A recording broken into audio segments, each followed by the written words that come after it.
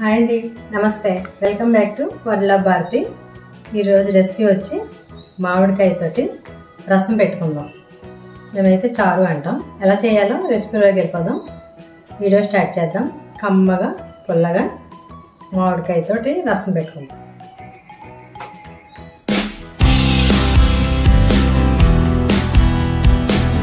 ఒక పచ్చి మామిడికాయ తీసుకుంటున్నాను. అది పుల్లగా ఉండేలా చూసుకోవాలి మనం.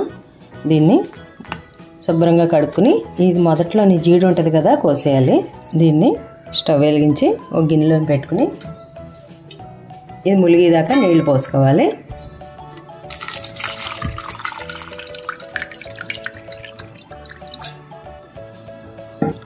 ఒక 2 నిమిషాలు మూత పెట్టి ఉంచుదాం.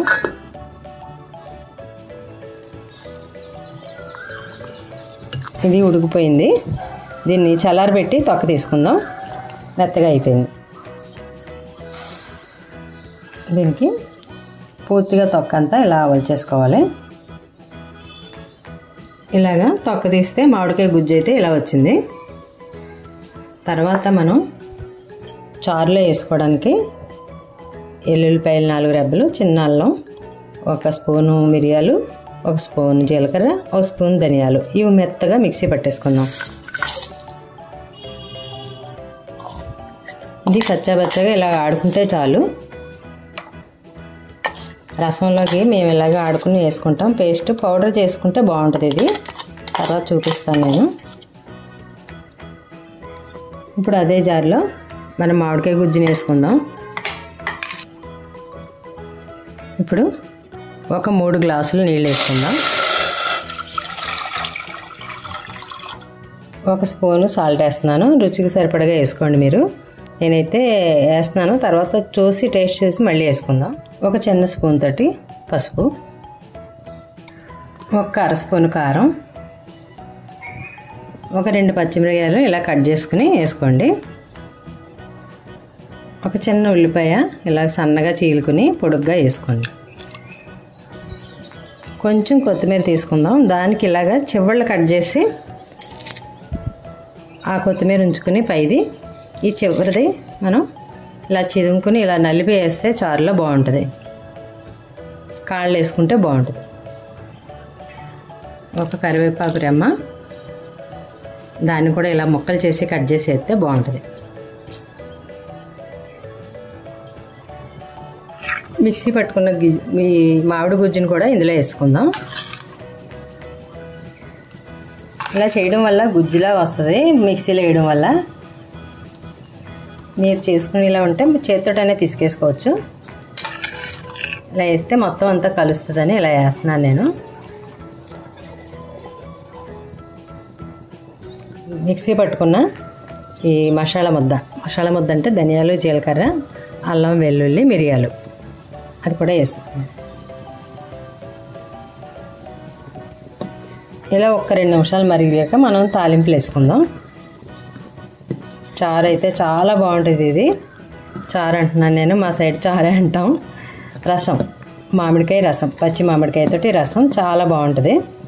దీంట్లో 2 మజ్జిగ మిరపకాయలు, 2 వడియాలు లేకపోతే అప్పడాలో వేయించుకుని తినేస్తే మనకి ఇంకా కర్రీ కూడా అవసరం ఉండదు. ఇందులోకి మీకు ఇష్టమైతే చిన్న బెల్లం ముక్క వేసుకోవచ్చు. దీనికి మామిడికాయ టేస్ట్ అయితే పోద్ది అలా వేసుకుంటే. ఇలా ఉంచితే బాగుంటుంది. చాలా బాగుంది. టేస్ట్ అయితే నేను చూశాను, చాలా బాగుంది. మాకు అయితే ఉప్పు కారం అన్నీ సరిపోయినాయి. మీరు పెట్టుకుని చారుని బట్టి మీరు పెట్టుకోండి. ఈ మామిడికాయల సీజన్ అయితే ఇప్పుడే కాదు కదా, సంవత్సరం పొడుక్కే వస్తున్నాయి మనకి. ఇది పుల్లగా ఉండడానికి మనకు నోటికి ఏమీ లేనప్పుడు, జ్వరం వచ్చినప్పుడు ఈ చారు పెట్టి ఇవ్వచ్చు. అందులో వేసి మనం మిరియాలు, ధనియాలు, జీలకర్ర అన్నీ వేసాం కాబట్టి అంతా హెల్తీగా ఉంటుంది. హెల్తీ రసం, నోటికి పుల్లగా చాలా బాగుంటుంది. కమ్మగా ఈ చారు. ఇప్పుడు ఈ చారు దింపేసి తాలింపు వేసుకుందాం.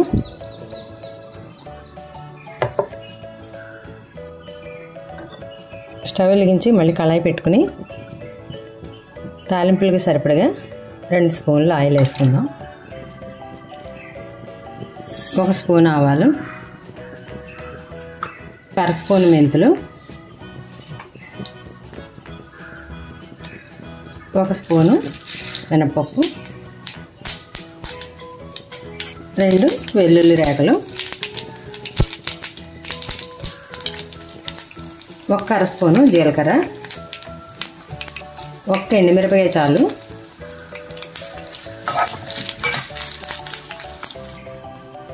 ఒక చిటికెడు ఇంగువ,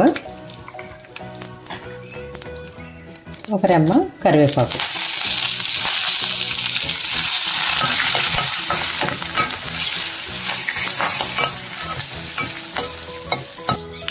ఇప్పుడు చారంతా ఇందులో రసాన్ని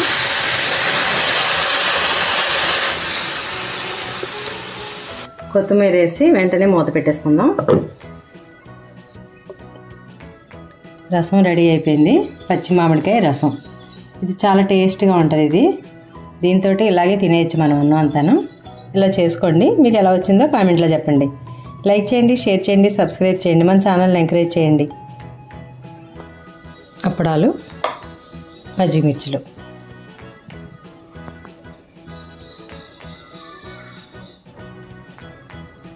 థ్యాంక్స్ ఫర్ వాచింగ్. మరొక మంచి వీడియోతోటి మళ్ళీ కలుసుకుందాం. సెలవు మరి.